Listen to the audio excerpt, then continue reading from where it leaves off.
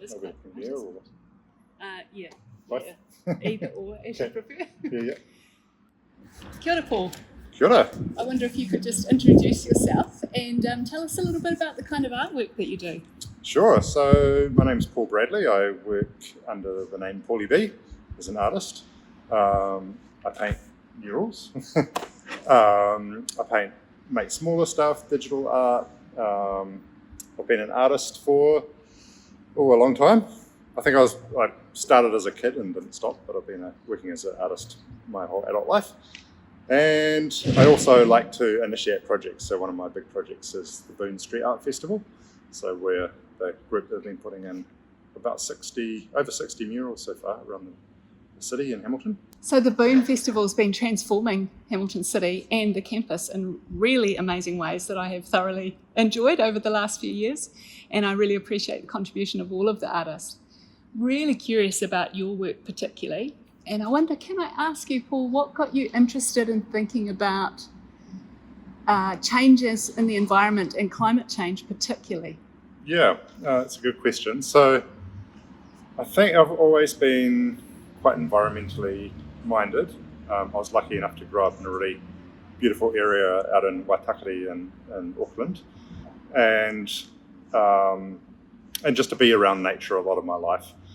And it's just a core value of mine is that we look after the areas that we're in and that support us. So I guess I was raised that way, and it's always been at the front of my mind. And then as artists, we can really only make work from what we know and what we're thinking about. I have tried at other times to tell other people's stories, and you quickly realise that doesn't work and it doesn't make sense, and you kind of abandon that. So because it's already in my mind and because I make art, then it was kind of natural for me to start bringing those things together, think about how I can start communicating some things. Thank you. So a combination of who you are as a person and your upbringing, and also the reality of what motivates us as artists, have really led you into creating works about the environment. Yeah, absolutely. I think, as artists, we have a lot of power at our disposal. Artists don't usually talk like that. It sounds weird to even say it out loud, but I think you can't deny that art is powerful and it does affect people. I think changing minds is quite difficult. It's a big challenge.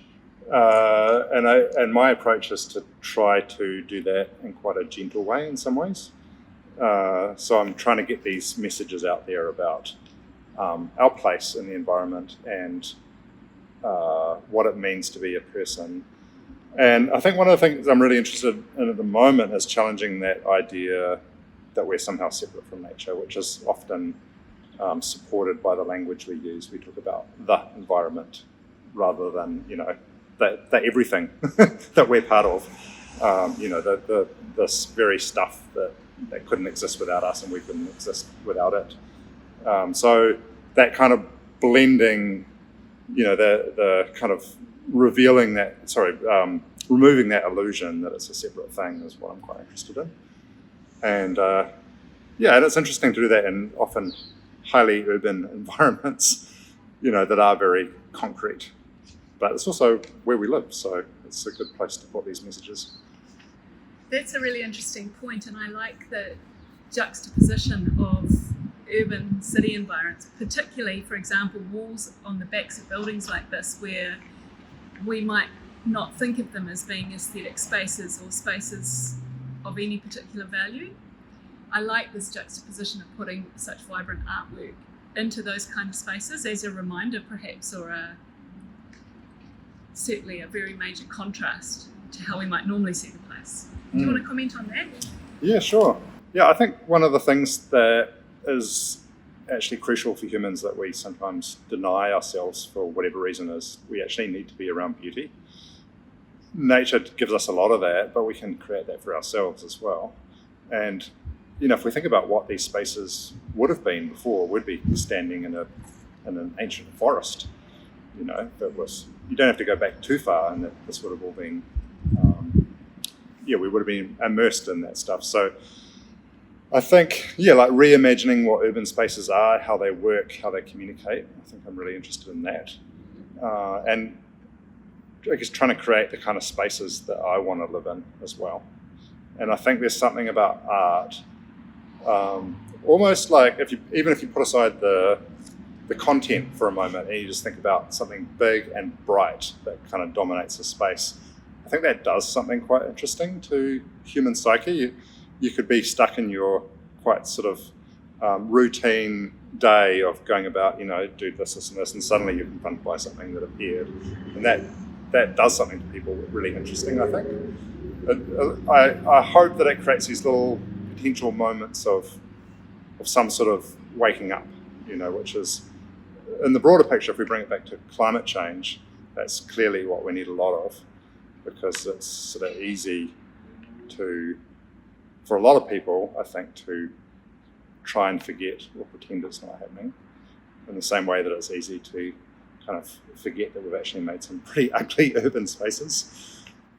I wonder if you might tell us about a particular artwork or a series of artworks that are current for you now. And as we stand in front of this amazing large-scale work, perhaps this is a good place to start. So do you want to tell us a bit about the detail of this work? Yeah, absolutely. So this is part of a series. I painted this one about 5 months ago, I think.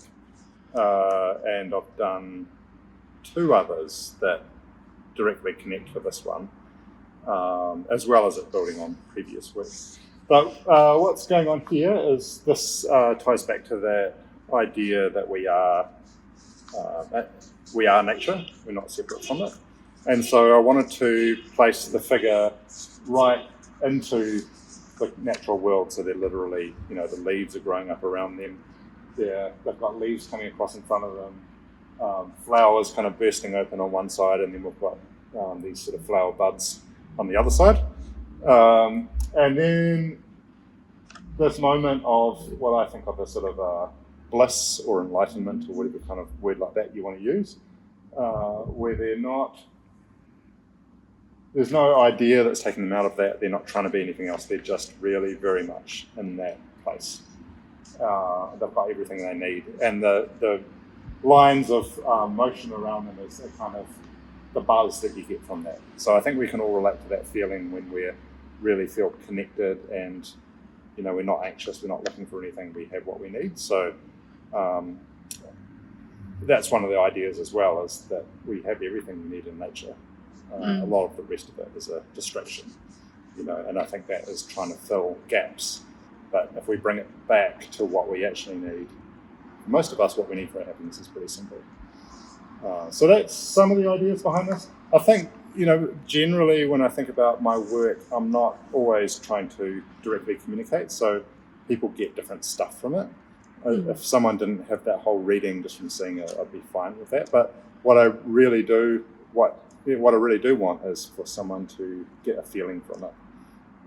That's sort of the main thing for me. So there's a distinction that I make between design, which is very direct, and usually with design you're left, the creator of that wants you to have a very specific experience of understanding, versus art, which is much more open and kind of ideally encourages the viewer in to find their own meaning making within it. But we just provide the kind of hooks and pieces that you might be able to assemble that out of.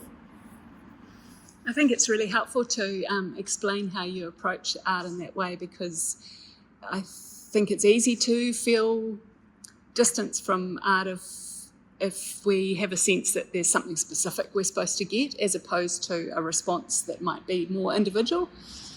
Yeah, I think so too. I think because I'm actually trained as a designer, and I have made much more direct images before, particularly around environmental issues. I think one of the problems you can have sometimes, if you're very direct and you're just trying to tell people what to think, is that if someone agrees with you, it's a bit like how, the bubbles that we end up creating on social media, where if someone agrees with you, they'll be like, yay. If they don't, or if they're not ready for that message, or whatever sort of block they have, then it's just a straight, the block happens straight away. Whereas I think if you can create something a bit more open, then maybe that will kind of plant a seed that will stay with them for a bit longer. So, I think sometimes the temptation is to, especially if you feel desperate about climate change, is to put a really confronting, full-on image, polar bears drowning or whatever. That's not necessarily going to help get people to think the way you want, because they might just immediately block that out as something they don't want to deal with. Yeah, it's a tricky one. Well, I'm really interested in the distinction that you make between design that might have a more direct communication style and artwork that provides a stimulus for our imaginations and for our emotional response. I really like your use of the figure here, in which, for me, it's a very calming, almost meditative, perhaps blissful sort of state that I see in the face here, and so I can emotionally connect with that quite easily. Of course, it's different for other people. I wonder if you might just want to say a little bit more about the different communication styles that art and design and marketing and other forms of visual communication might use. Sure, yeah. I mean, I'm not an expert on all of those things, but I can certainly talk about art and design. So I think design is incredibly important as well. I think it's not about one being better than the other. They all have really useful ways of communicating what we need to know. I'm particularly interested in design that takes complex, say, science and makes that visually accessible to people. So that, in my chosen field of working with art, I try to think of it as an act of generosity as well. So it's very much like, this is my offering to you, and I don't know who the you is because I put these in public spaces, and the you is always a massive range of people. But I do it with an intention of generosity, and that might hopefully be something that people not only enjoy, but it goes a little bit beyond enjoyment. So becomes, like you say, it could be an emotional thing as well as a mental thing.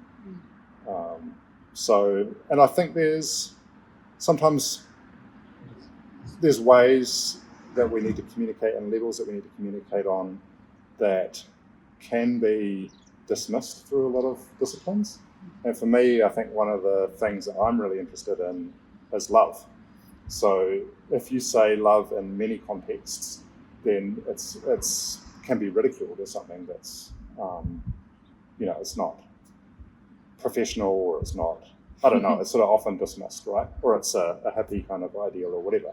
So if you think about behavior change, the big driver of behavior change is values. So if you meet people at their core values, then that's when they start to listen to you and consider what you have to say. So when I've done research on this, they've found that pretty much always, no matter who you are, no matter what part of the political spectrum, walk of life, background, etc., then the number one value is love. So given that that's such a powerful thing, and clearly like a super important need that we have as humans, then it gets me thinking, well, what can I say about love, or how can I communicate a feeling of love through what I do in a way that isn't dismissed as, something trivial, but something real and hopefully something with strength. So I try to put that into my art as well, a feeling of that, something that people might look at and go, I want to feel like that, or I want to be in that space. So what would that take for me to be there, Like, where is that place for me? So, yeah. We've been talking about arts activism particularly, and understanding some of the strategies and tactics and ways that people might use arts forms to promote change, like you said, to stimulate behaviour change and to reinforce positive behaviours, and also to help people move to the point of caring about big issues like environmental change and climate change. And I really love that you talked about love, because we need our hearts involved in order to make change, and that's one of the key ideas about arts activism, is that we need to move people emotionally.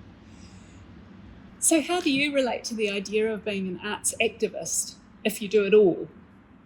Yeah, I do relate to that term. I think activism for me takes many forms.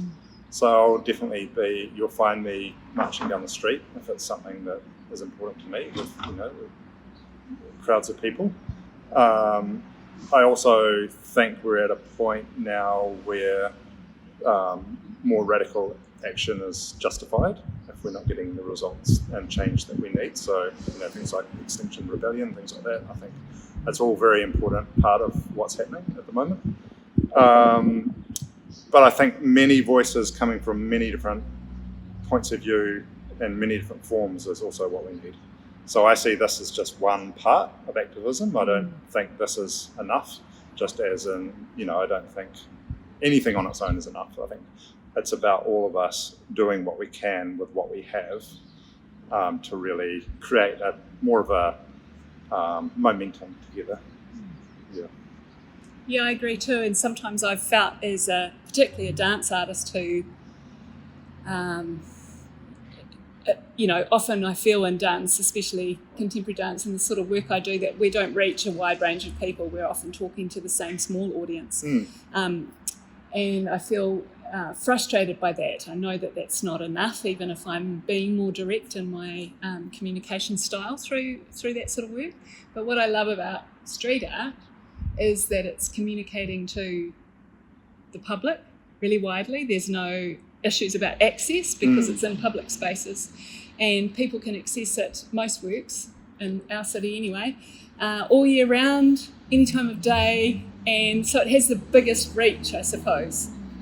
I think that's what really one of the big things that drew me to street art. It's just seeing that platform that's there,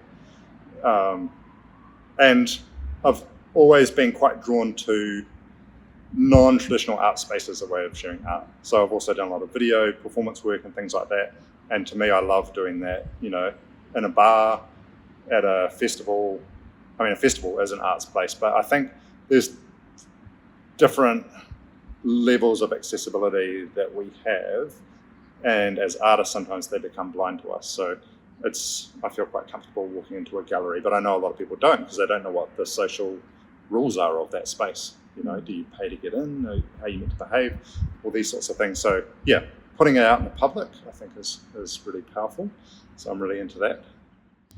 I think one of the other things about activism, which is really important, and it took me a while to click to this, is that activism allows us to build really important communities as well. So whatever level of activism I've been involved in throughout my life, whether it's been, postering in the middle of the night, whether it's been marches, whatever, street art, then you build a community of people around you doing the same sort of stuff. And I think any of this works hard anyway, but doing it on your own is almost impossible. So there's the impact we have on the public when we do our activism, but there's also what we create together, which I think is really important. As a choreographer and performer, it's the group process that really helps me, and the site-specific nature of things too, which is really significant in a lot of, not all, but a lot of street art works. A lot of them are quite site-specific, aren't they? Yeah. Which I really appreciate. As opposed to, putting something on a clear wall that's worked into the space. And oh, totally. Yeah. I mean, the context is everything. So, this being literally in a car park, a place which is, you could argue, pretty useless spaces in terms of human needs, other than storing these big pieces of private property that we have that are quite, quite toxic things. I'm not judging. I have and drive a car as well. It's the world that we live in. But this fact that we're in this concrete space, which even now in autumn is boiling hot, there's hardly any trees here. It's like that actually inspires me to paint this. Whereas if someone came to me and said, "Can you paint this building that's in the bush?" it wouldn't make sense to paint the same image. I'd have a different response, I think, based on what was happening in that space. I had a real turning point in that when I talked to someone about it, and she's a very wise person, a Buddhist nun, And she said to me, maybe it's not about trying to save the world, maybe it's about learning to love the world. And for me, that was instantly made sense, and it made it kind of okay for me, because none of us can individually save the world. It might not even be possible. We might not, as a species, end up saving the world. But how do we want to live in relation to the world is what's really important, you know? If we're trying to save it, then faced with that impossible, what might seem like an impossible task, I'm not saying it's not, it's very hard to move forward. Whereas if we can learn to love the world, or remember that we love the world, or whatever it is for you, then that's, for me, a much more empowered place to come from. So if we have someone, like a human, a relative or a friend, if they're sick, you know, we could end up in a place of despair, but we wouldn't turn our back on them because of that. You know, we would feel our love for them and act from that place. So that's where I want to come from. I hope that we do end up saving the world at the same time, but for me, that's all I have to give. I can't do the saving, I can just do the loving. And that, for me, is a better place to translate into action as well, because, you know, I mostly ride around on a bicycle, I eat a vegan diet, I do all these things. Separately, you could say one person out of however many billion, what's the point? It makes no difference. But for me, it feels right, because I feel like they're just small acts of love, and that's how I want to live my life. That's fantastic. We were talking about art in the Anthropocene, and the idea that art might give us a sense of new stories, provide a chance to think about or imagine a set of futures maybe different from what we're facing right now. Right, yeah. And also stories about what it actually means to live in this time, what it means to live with grief, what it means to live with that sense of hopelessness. So I think art has such a powerful role to play in helping us understand the time we're living in. So for me, art's my language. I'm just using the skills that I have. I get really excited about people from all sorts of disciplines, all sorts of inspirations, backgrounds, ways of being, offering what they have to the conversation. And then the way that we might be able to collaborate as well. I think it's important that we have a strengths-based and inspired and loving way of doing whatever we do, whoever we are.